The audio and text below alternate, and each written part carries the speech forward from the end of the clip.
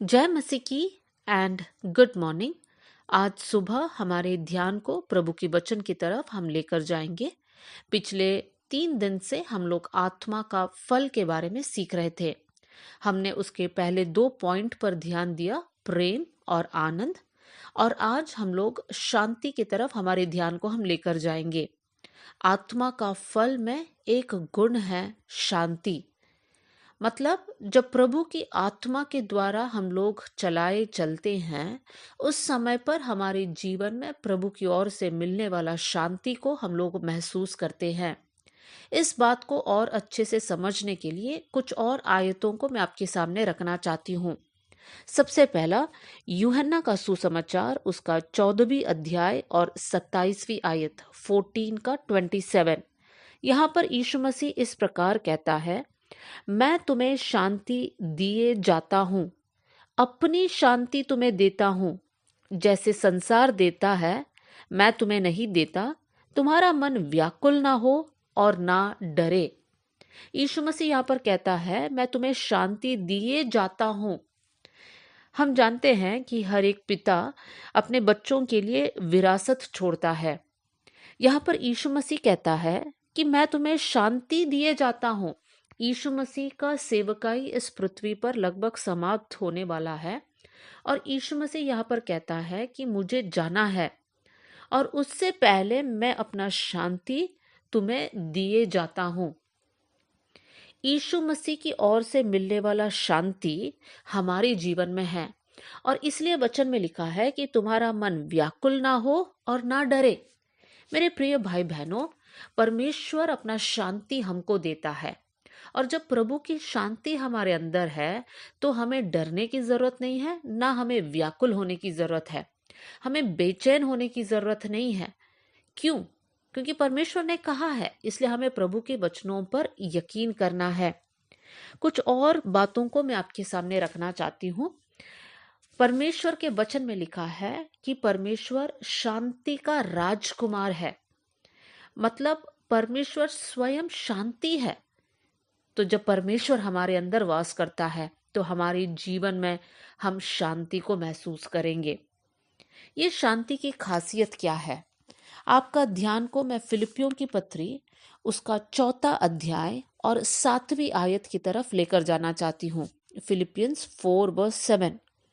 यहाँ पर इस प्रकार लिखा है, तब परमेश्वर की शांति जो सारी समझ से परे है, तुम्हारे हृदय और तुम्हारे विचारों को मसीह यीशु में सुरक्षित रखेगी।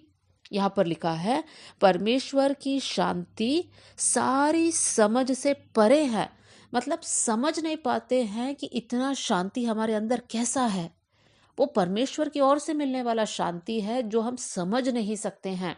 मतलब मुश्किल परिस्थितियों में, कठिन परिस्थितियों में बहुत सारे लोग सोचते होंगे कि इन लोग ये सारी समस्याओं को झेल कैसे पा रहे हैं। यहाँ पर एक मिस्ट्री है और वो यह है कि वो परमेश्वर की शांति हमारे अंदर है। संसार समझ नहीं पाती है, लेकिन हम जानते हैं कि प्रभु की शांति है जो हमें हर एक परिस्थिति में शांत रहने के लिए हिम्मत देता है। लेकिन ये प्रभु की शांति हमारे अंदर कैसा रहेगा? उसके ऊपर की आयत को मैं पढ़ना चाहती हूँ, 4 का 6, फिलिपियों की पत्री। यहाँ पर इस प्रकार लिखा है, किसी भी बात की चिंता मत करो, परंतु हर एक बात में तुम्हारी निवेदन, प्रार्थना और विनती के द्वारा धन्यवाद के साथ परमेश्वर के सम्मुख उपस्थित किया जाए। पौलुस यहाँ पर कलीसिया को सिखाता है कि चिंता मत करो। अगर आपको ऐसा लगता है कि कोई विषय आपको चिंता दे रहा है या कोई विषय आपको परेशान कर रहा है, वो विषय को लेकर प्रभु के उपस्थिति में आइए, प्रभु के हाथ में सौंप दीजिए, प्रार्थना कीजिए उस विषय के लिए और उसके बाद धन्यवाद दीजिए। जो भी विषय है, प्रभु से कहे, प्रभु ये विषय मैं आपके हाथ में देती हूँ, आप संभाल लेना। और उसके बाद धन्यवाद देना कि प्रभु थैंक यू कि आप इस विषय को अपने हाथों में ले लिया है। थैंक यू प्रभु कि आप मेरे लिए एक नया रास्ता खोलोगे। जब आप धन्यवाद और विनती प्रभु को चढ़ाएंगे, उसके बाद परमेश्वर की शांति जो हर एक समझ से परे है हमारे हृदय में भर जाएगा। एक और आयत आपके सामने मैं रखना चाहती हूँ। रोमियो 16वीं अध्याय और 20वीं आयत। शांति का परमेश्वर शैतान को तुम्हारे पांवों से शीघ्र कुचलवा देगा। जब परमेश्वर जो शांति का राजकुमार है, परमेश्वर हमारे अंदर शांति देता है, तो परमेश्वर ये चाहता है कि शैतान हमारे पांवों के नीचे रहे। हम शैतान से डर कर ना रहे, शैतान अगला कैसा हमला करेंगे ये सोचकर व्याकुल ना रहे, लेकिन परमेश्वर ने हमें अधिकार और सामर्थ्य दिया है कि हम शैतान को कुचल सकते हैं।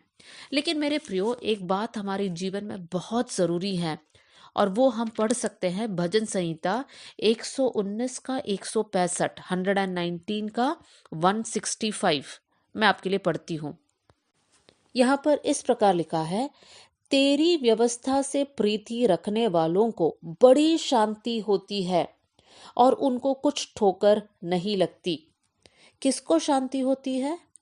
यहाँ पर भजन का लिखता है, तेरी व्यवस्था से प्रीति रखने वालों को।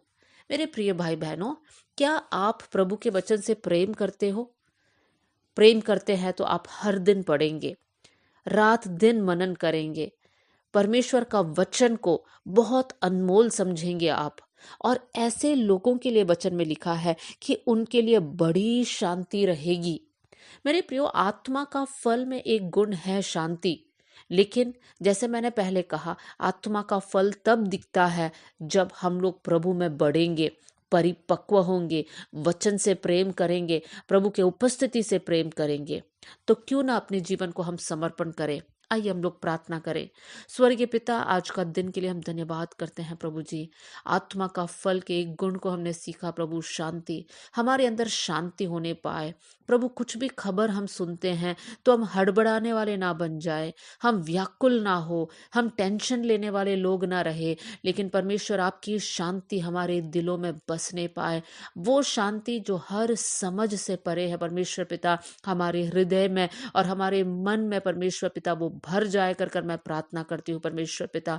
प्रभु जी, मैं दुआ करती हूँ प्रभु, वचन सुनने वाले लोगों में से अगर कोई भी है जो बहुत चिंता से होकर जा रहे हैं, प्रभु आप उनको सिखाना कि वो चिंता को लेकर आपके पैरों के पास आए प्रभु जी, और वो चिंता आपके हाथ में प्रभु जी प्रार्थना के द्वारा सौंप कर उसी विषय के लिए वो लोग धन्यवाद करने वाले बन जाए प्रभु जी। सारी निराशा यीशु के नाम से निकल जाए। आपका शांति से अपने बच्चों को आप भर देना कर मैं प्रार्थना करती हूँ। आपने हमारी प्रार्थना सुन लिया, इसलिए धन्यवाद। आदर और महिमा आपको देते हुए यीशु के नाम से हम मांगते हैं। God bless you all. जय मसीह की।